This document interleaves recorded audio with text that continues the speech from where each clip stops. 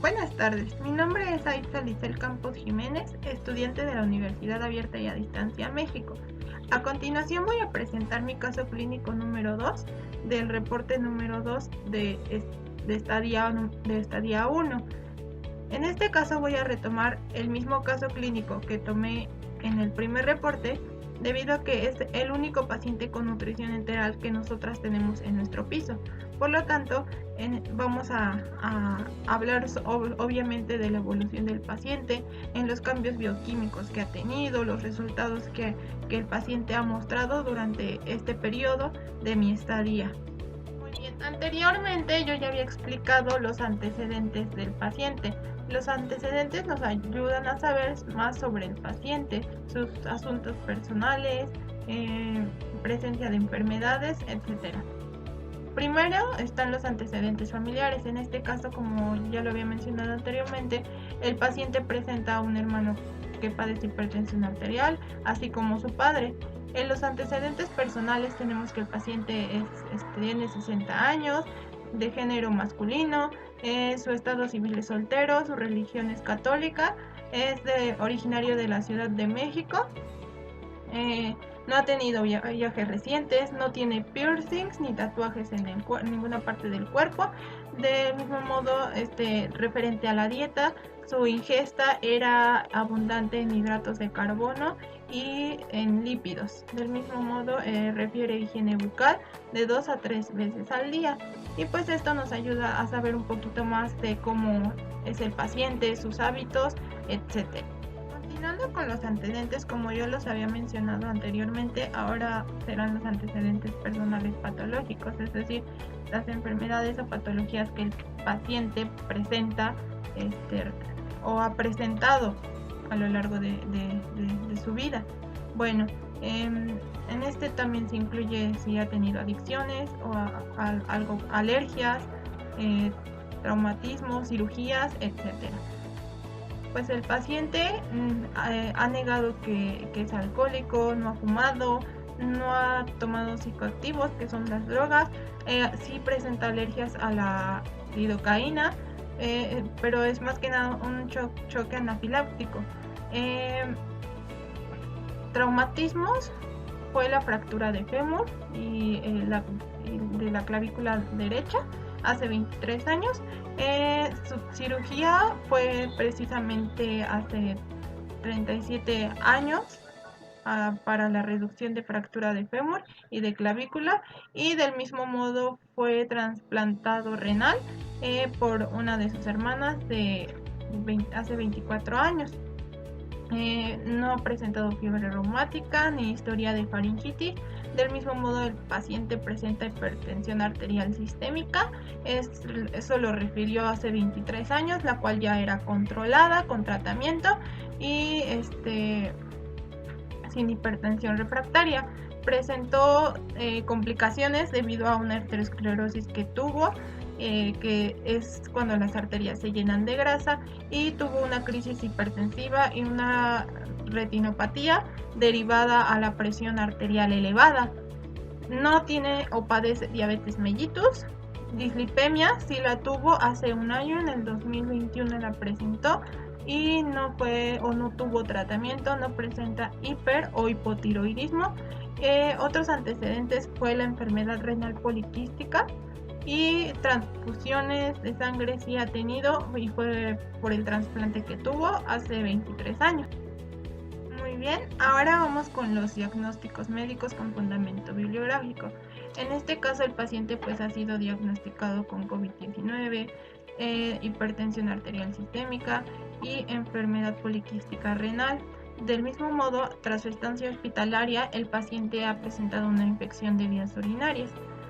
Pero en primera instancia tenemos el COVID-19, que es lo que el paciente ha tenido durante su ingreso al hospital desde el 12 de enero, y pues en donde ha presentado neumonía, en donde pues es muy común en la infección respiratoria por COVID-19.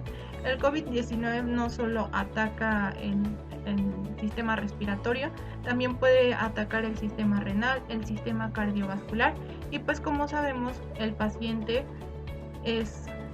es un paciente cardiópata, ya que presenta hipertensión arterial sistémica, y a pesar pues de que esté controlada, si de entrada pues el COVID-19 ataca a una proteína que regula la presión arterial.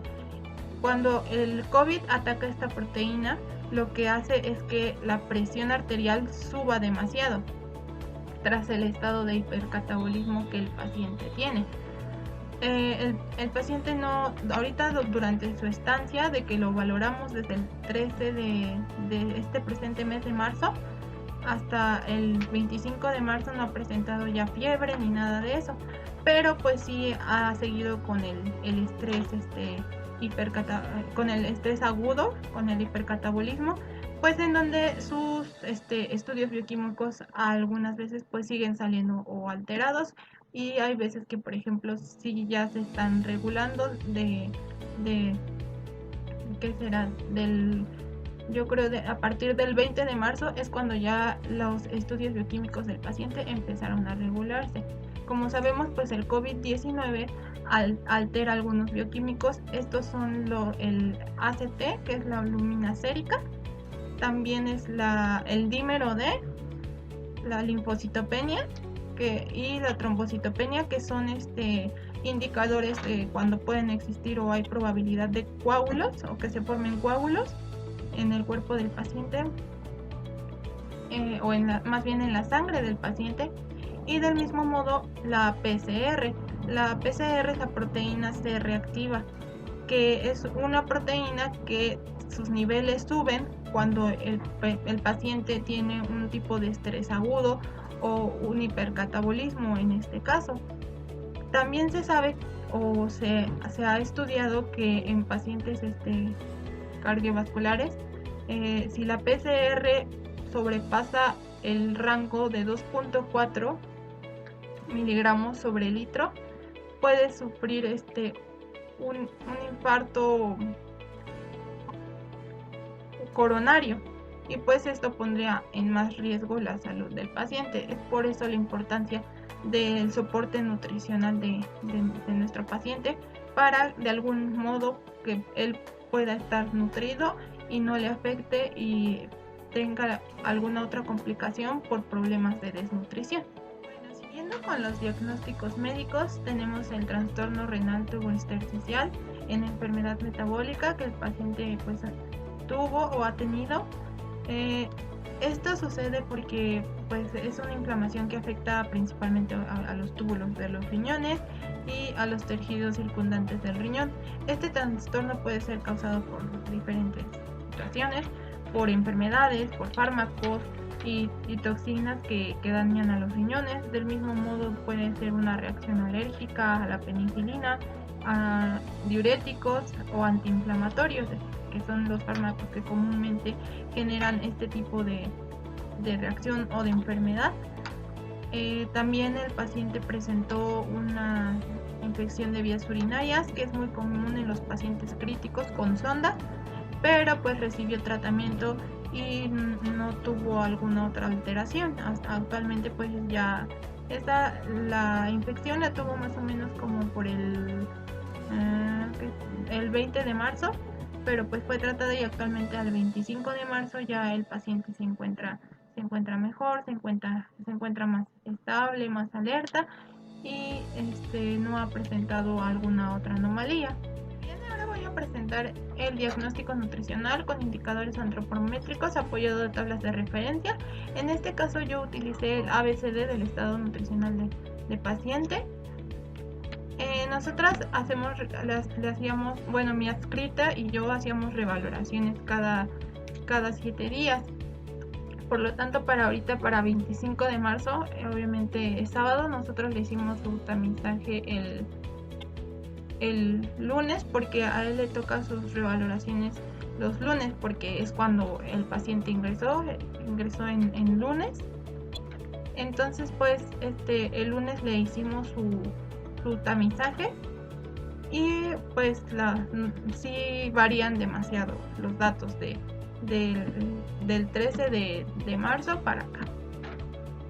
Bueno, para empezar tenemos la circunferencia del brazo. Antes lo teníamos en 39 centímetros, ahora nos dio el resultado de 32 con el presentil 50. También el perímetro cutáneo tricipital, que nos dio 30 milímetros, anteriormente lo teníamos en 76. La circunferencia abdominal nos dio un resultado de 107, lo cual anteriormente lo teníamos en 120. La circunferencia de pantorrilla nos dio actualmente, o el lunes pasado, nos dio 36 y la vez pasada nos había dado 38. La altura de rodilla pues sigue siendo la misma, no cambia obviamente, porque obviamente la rodilla no va a cambiar, la altura de rodilla no puede cambiar, puede variar porque se mide de diferente manera, pero en este caso pues no tiene ningún cambio en la altura de rodilla. El área muscular del brazo, ahí sí hubo un cambio, en donde actualmente fue de 30 y la vez pasada nos había dado de 8. Como repito, como pueden variar las mediciones, pero en este caso nos sigue cayendo en el presentil menor a número 5 para su edad. Del mismo modo, su peso estimado era de 95 kilogramos y pues sí cambió al lunes pasado, ¿no? Que fue el peso báscula no hay. ¿Por qué? Porque el paciente se encuentra en reposo absoluto. Por lo tanto, nosotros estimamos su peso actualmente con los valores antropométricos obtenidos tras su revaloración y nos dio un total de 81.7 kilogramos con la fórmula de Rabito. Su peso ideal sigue pues igual siendo del 76 con la fórmula que se aplica, y esto se pudo obtener gracias a la guía del ABC del estado nutricional del paciente, así como el notebook, que es una guía o un manual nutricional de fórmulas que nos ayudan a saber el estado del paciente. Bien, continuando con el diagnóstico nutricional, tengo que el paciente pues su talla sigue siendo de 1,82 o 182 centímetros.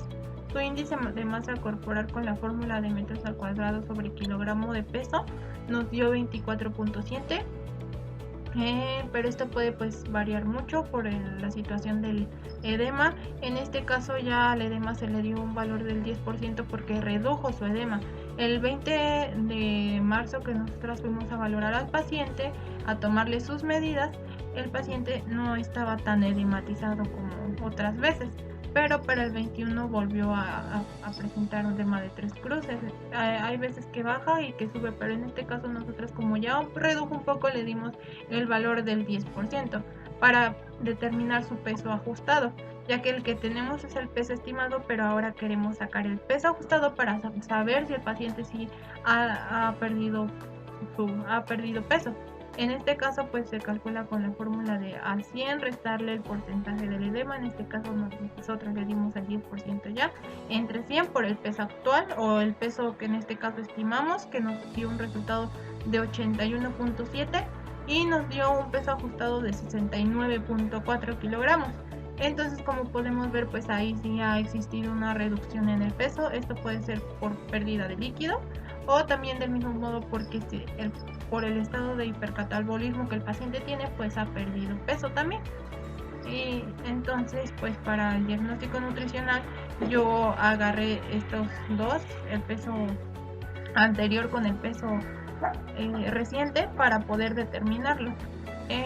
Y el porcentaje de pérdida de peso que nos da es de 21%, por lo tanto pues sí es algo que se tiene que verificar y se tiene que tener muy en cuenta para que evitemos que el paciente presente desnutrición, que es con eso realice mi PES o es en base a lo que yo hice para poder realizar mi diagnóstico nutricional actual. Bien, pues ahora voy a presentar mi diagnóstico nutricional de acuerdo al PES, que es una herramienta para la realización del diagnóstico nutricional en los pacientes y nos sirve para pues poder detectar patologías relacionadas al estado nutricional de los pacientes. En este caso, mi patología es la desnutrición grave que el paciente presenta y estudios bioquímicos alterados. Los signos y síntomas que ha tenido el paciente son febrícula de 37.5 grados centígrados y dificultad para moverse. Le cuesta todavía trabajo a realizar movimientos, de hecho incluso hablar. Hay veces que sí ya puede hablar, pero aún le sigue costando trabajo por falta de precisamente también inactividad. También presenta algunas veces dolores en el cuerpo, etcétera.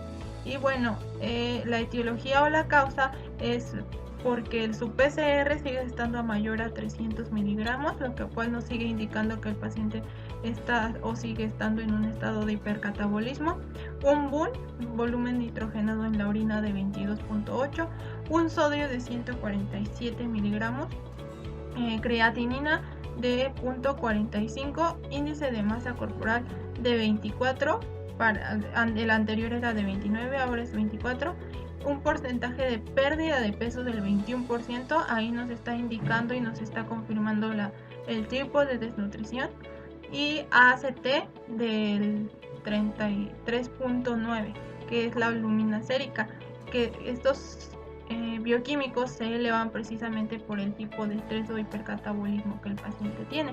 Y de hecho, para el 13 o el 12 de marzo el paciente había recaído nuevamente, pero ahorita con los medicamentos prescritos nuevos y la nutrición enteral que de hecho le hemos aumentado un poco las calorías y la proteína, ha favorecido y ha ayudado a que pues obviamente este estado empiece a reducir un poco más y el paciente pueda estar más estable, sin dolor y obviamente pues mejor y más recuperado dentro de lo que cabe ante este estado pues de hipercatabolismo.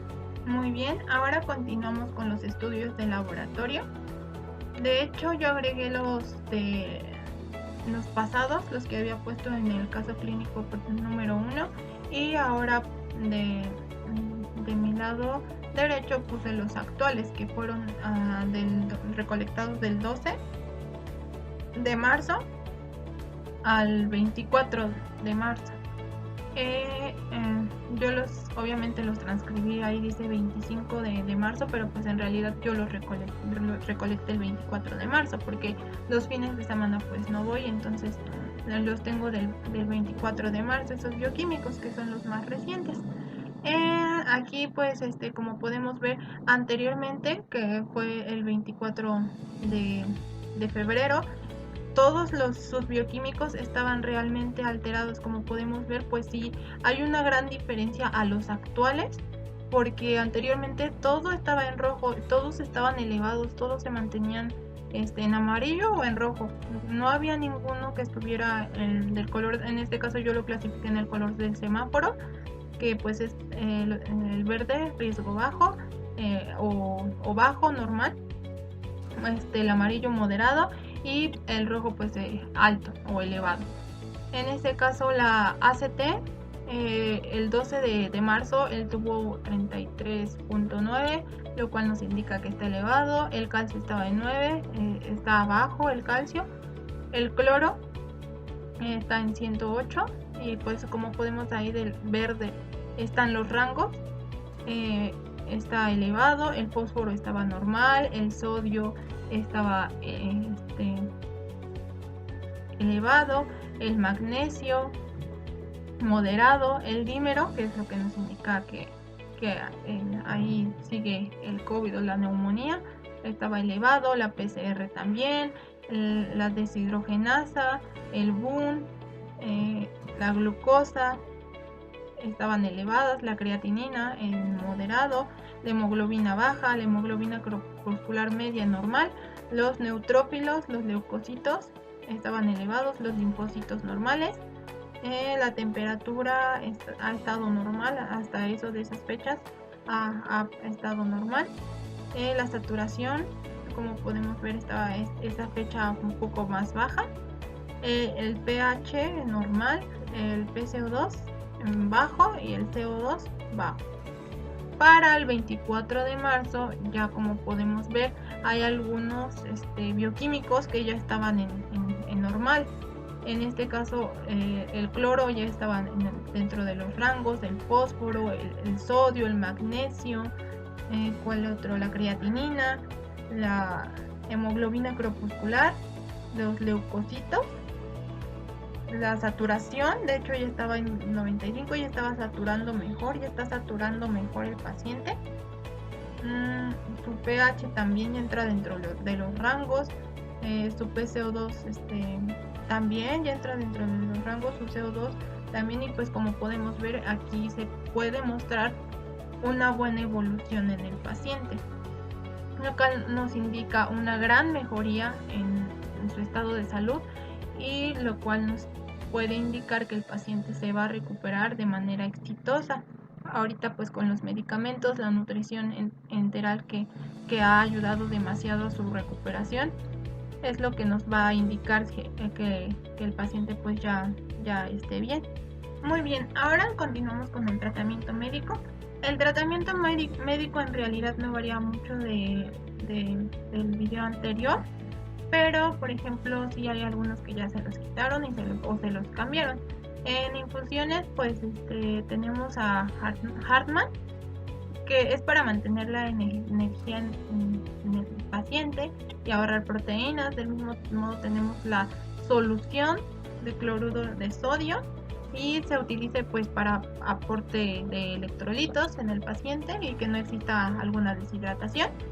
Tenemos también los medicamentos, en este caso siguen con meropenem, que es para prevenir bacterias, amixina, que es para inhibir la síntesis proteica de bacterias, sirolimus para prevenir el rechazo de trasplante renal, omeprazol para prevenir las úlceras gástricas, insulina humana de acción intermedia, esta es para que se pueda absorber mejor la glucosa. Y también tenemos la amiodarona, que controla los latidos irregulares del corazón, bumetanida, que es un diurético para obviamente la retención de líquidos, y esos son los medicamentos que pues el paciente sigue presentando. Continuando con el tratamiento médico del paciente, tenemos que le siguen administrando fluconazol, que es para tratar infecciones por hongos o en garganta y boca, el paracetamol, que es un analgésico y un antipirético, acetialistina, que ayuda a la eliminación del exceso de moco o flemas en el paciente, hipertropia para facilitar la respiración en enfermedades pulmonares, cinitaprida, que es un tratamiento para controlar el reflujo gastroesofágico, budesonida, que se utiliza para evitar dificultad respiratoria, quetiapina para controlar ansiedad, trimetoprim, que es indicada para reducir las infecciones precisamente de vías urinarias, que es la que le administraron cuando el paciente presentó vías urinarias, prednisona, que es para tratar enfermedades de origen inflamatoria, así como alergias o incluso de origen hormonal, enoxaparina sódica, que es para prevenir trombosis en el paciente y del mismo modo que se formen coágulos, leche de magnesia, esta es nueva obviamente y es un antiácido de acción local. Esto pues ayuda a la gastrostomía que el paciente tiene, porque pues le hicieron un cambio ahí de la vía de la nutrición enteral. Cloruro de potasio se utiliza en tratamiento de la intoxicación digitalítica. Insulina humana de acción inmediata, que se usa para controlar el azúcar en sangre durante las comidas, e insulina humana recombinante, es decir, que se combinan dos tipos de insulinas, y esto es para del mismo modo controlar los niveles de azúcar en sangre del paciente, porque el paciente pues sí estaba presentando picos de hiperglucemia, pero pues esto también es causado por el tipo de hipercatabolismo que pues el paciente está teniendo, pero de la mano con las insulinas y con la nutrición es como se ha podido regular su glucosa.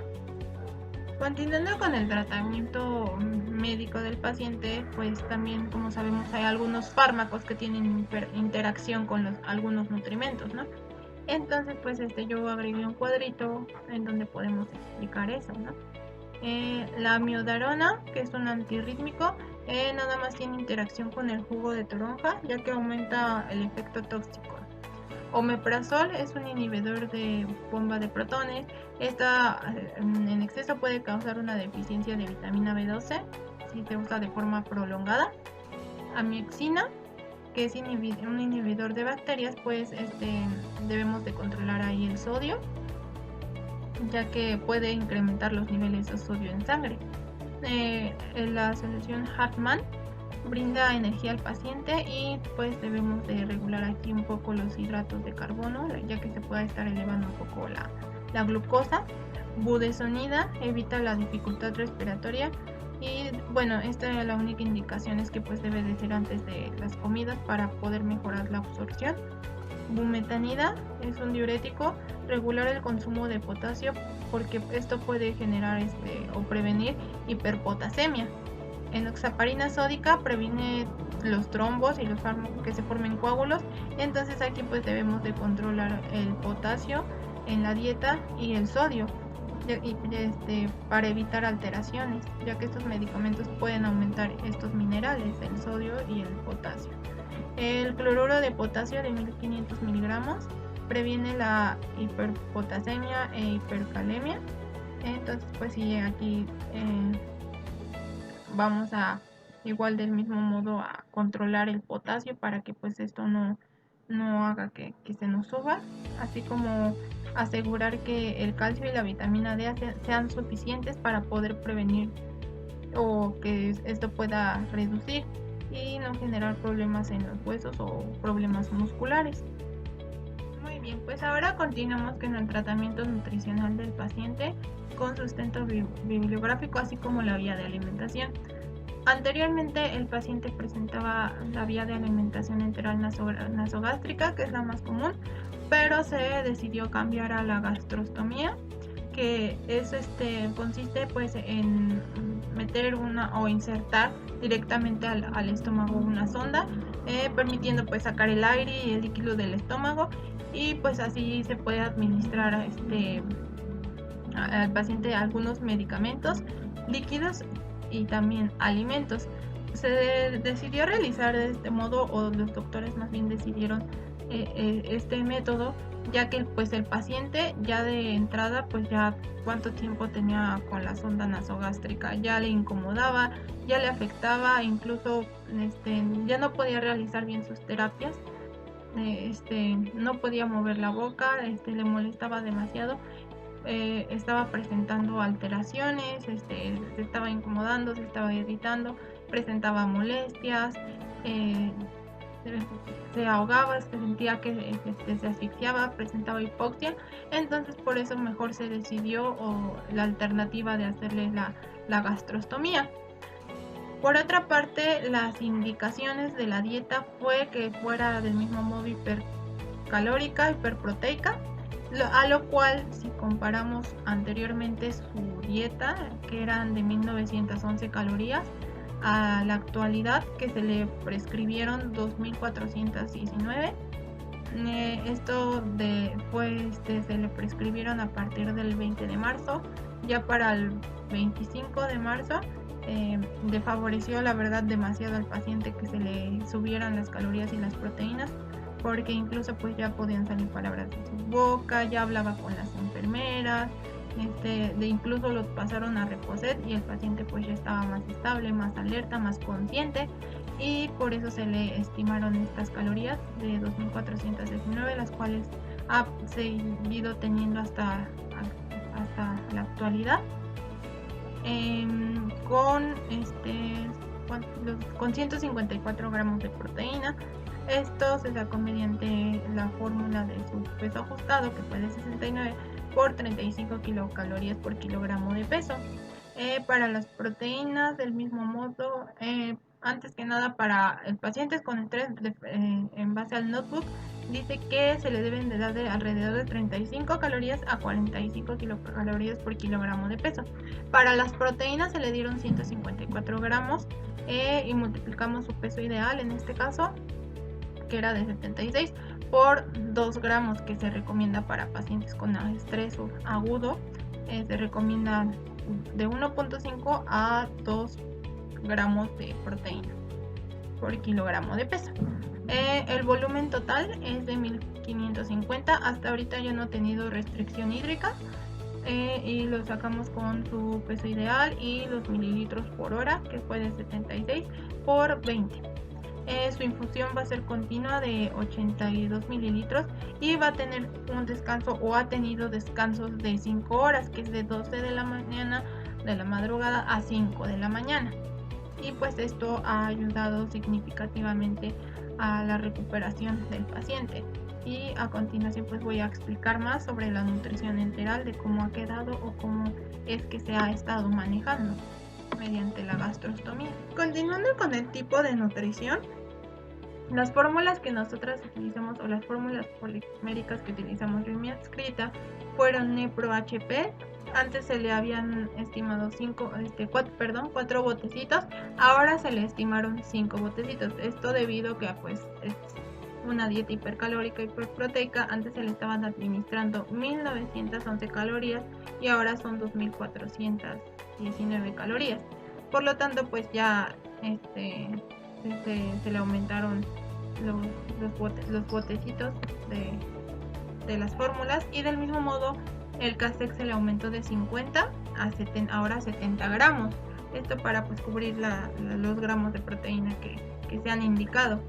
Se le añadieron también 10 gramos de fibra, esto por el tema del estreñimiento. El paciente estaba presentando un poco de estreñimiento por más o menos del 17 de marzo para atrás, estaba presentando estreñimiento. Se le decidieron añadir 10 gramos de fibra, lo cual pues ayudó a que el paciente tuviera un mejor funcionamiento gastrointestinal, evitando el estreñimiento. Actualmente ya no presenta estreñimiento, ahora 24 de marzo. Yo estoy haciendo el video el 25 de marzo, pero pues el viernes 24 nos refirieron que pues ya había evacuado y todo. Con 350 mililitros de agua, ya que pues el paciente ya no tiene restricción hídrica, ya es agua libre, y pues su cuadro dietosintético queda como se está mostrando en la imagen, con 2419 calorías.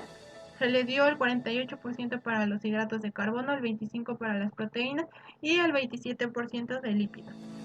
Esto nos da un total de 290 gramos de hidratos, 151 gramos de proteína, que está aproximado a lo que nos solicitan, que es 154 gramos, y 72 gramos de lípidos.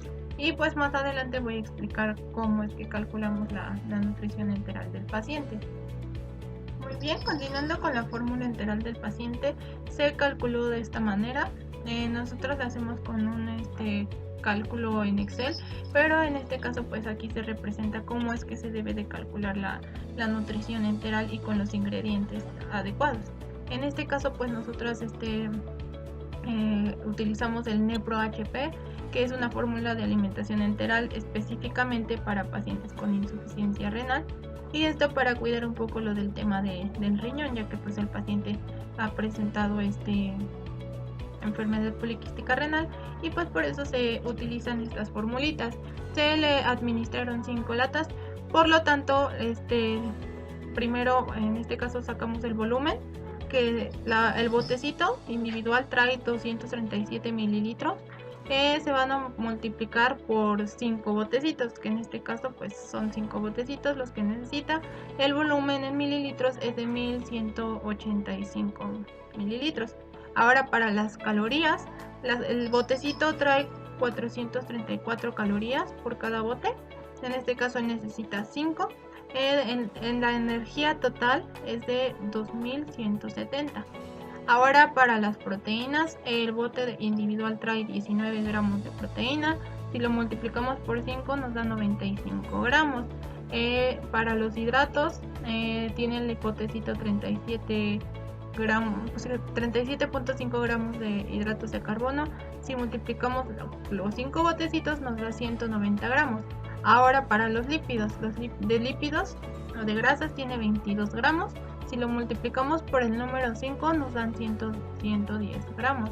Ahora para el agua en mililitros, ya lo habíamos hecho en principio, es igual 237 por el 5, nos da un agua de 1185 mililitros.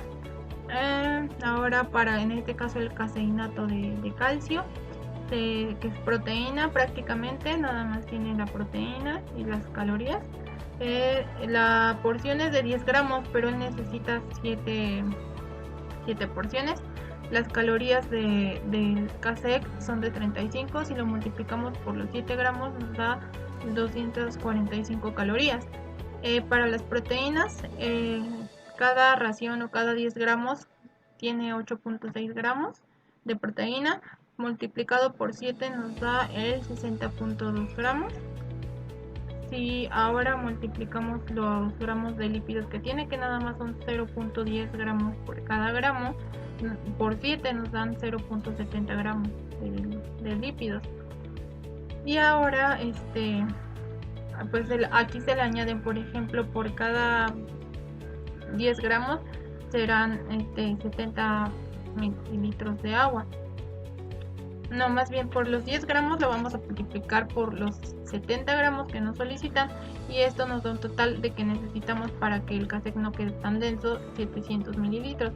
Aquí dice, por cada 10 gramos se utilizan 50 mililitros de agua, y pues entonces es lo que nos da.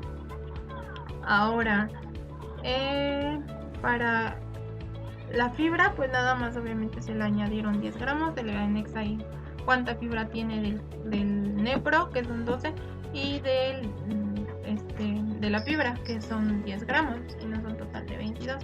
Ahora sí, para la sumatoria de la primera columna de las calorías, lo que hicimos fue obviamente sumar los 245 calorías del Kasek con las 2170 calorías del Nepro, y pues esto nos da un total de 2415 kilocalorías. La meta son de 2419, como podemos ver, la adecuación es de 99, no nos quedamos cortos, está dentro de la adecuación. Para las proteínas lo mismo, sumamos los resultados de las proteínas, que en este caso son 95 más 60.2, nos da un resultado de 155 gramos, se pasa por poquito, pero la meta es 154, por lo tanto igual nos da un 99%. Para los hidratos de carbono es el 190 por el Nepro, se queda en 190 gramos, pero tomando en cuenta que pues está teniendo tiene insulina y todo este tema, pues sí se adecua, nos sale un 79%, pero pues como no hay una restricción de hidratos o así, que queda bien, y de todos modos no sobrepasa el límite de los hidratos que el paciente necesita, porque pues le están administrando también insulina. Y la meta era de 229, entonces pues una adecuación de 79, pero como debido a que pues presenta glucosa alta, a veces queda ajustada a, y no hacemos que también de este modo se vaya a elevar muchísimo la glucosa. Para los gramos de los lípidos, igual sumamos los 110 gramos que nos dieron al multiplicarlo, lo del Nepro y lo del caseinato de calcio, y nos da un total de 114 gramos de lípidos. Aquí es de 72 gramos la meta, pero en este caso pues, se sobrepasa el 100%, pero pues no existiría algún problema con ello, a menos que empiece más bien a tener una elevación en el colesterol o triglicéridos, pero pues hasta ahorita el paciente ha respondido bien ante ese cambio, ante esa dieta. Ahora, para lo del agua, nos da un total de 1448 mililitros, un volumen total. Entonces, nos da que es el 102%. Agua libre de 0.34 mililitros por minuto. De fibra nos da 22 gramos. Y hacemos el volumen total son 1550 entre 20.4 por hora nos da 82 mililitros por hora, es decir, la infusión que va a pasar nos da resultado la infusión de 82 mililitros por hora. Y pues es así como se calculó la dieta del paciente. Como repito, esto se calcula mediante un Excel, pero pues para conocer o explicar un poquito más sobre cómo es que se calcula manualmente la dieta, así es como se obtiene el resultado del cálculo de la dieta enteral. Ahora presentamos la evolución del paciente. La evolución o el análisis del caso clínico fue del 12 de marzo al 24 de marzo. En este caso ya el paciente se encuentra neurológicamente alerta, en equilibrio hídrico, sin deterioro renal, sin nuevos episodios de aumento de temperatura, febrícula o fiebre, no presenta dolor, sigue con la traqueostomía, sin alteraciones, es permeable a la vista, evacuaciones al corriente, no presenta ya tanto estreñimiento porque se le sigue administrando la fibra, por eso ha ayudado o ha favorecido a que el paciente pueda evacuar de buena manera. No existe disminución en la hemoglobina del paciente, ya como podemos ver en los datos bioquímicos que mostré, ya se puede ver que ya empieza a estar un poco mejor o se empieza a estabilizar su estado de salud. La inflamación abdominal, había tenido inflamación abdominal el 15 de marzo, pero esto fue porque le hicieron la gastrostomía en estos lapsos de tiempo, que fue el del 13, que yo inicié a analizar el caso.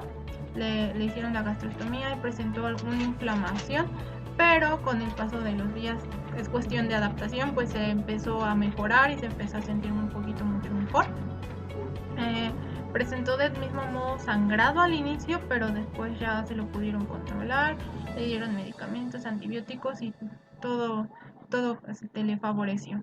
La inflamación abdominal, pues como repito, bajó y refirieron un correcto aporte calórico y que se había alcanzado ya la meta en donde el paciente pues ya se podría ver su favorecimiento durante su estancia hospitalaria. Del mismo modo, el paciente ya le van a hacer actualmente prueba de deglución porque ya está más alerta, ya está más consciente, ya se mueve, ya platica. Entonces ya van a hacer prueba de deglución para ver si ya le hacen cambio de dieta de enteral a papilla. Entonces yo pienso que en mi proyecto final voy a agregar algunas imágenes de que si se le hizo el cambio, no se le hizo el cambio, para continuar con esto y que se vea que pues la nutrición o el soporte nutricional de nuestro paciente sí le está favoreciendo, ya que pues alcanzamos la meta de calorías y de proteínas que él necesitaba, y pues esto era que debíamos de aumentar la proteína y las calorías para que este estado de hipercatabolismo mejorara. Y todo esto junto con los antibióticos, con los medicamentos, el tratamiento médico y nutricional está ayudando mucho para que el paciente se esté recuperando. Del mismo modo le están haciendo rehabilitación para tener movilidad muscular, le están ayudando a sus familiares ya que uno de sus familiares es médico, él le está ayudando a hacer movimientos para que precisamente no tenga atrofia muscular ni nada de esto. Por lo tanto, pues se ha estado manteniendo en movimiento, le han estado ayudando a estar un poquito más estable. Del mismo sigue estando con oxígeno, es oxígeno dependiente de antemano, pero pues ya empieza a estar un poco mediante la traqueostomía, pues ya favorece demasiado el estado del paciente. Ya no sé si lo vayan a mantener sin la traqueostomía, pero eso pues se va a ver con el paso de los días. Pero sí, ya el paciente pues ya ha logrado decir más palabras o ha mantenido una conversación, y pues ya le van a hacer su prueba de deglución para ver si ya tolera las papillas. Y pues bueno, eso ha sido todo por parte mía. Espero les haya gustado el video y muchas gracias por ver.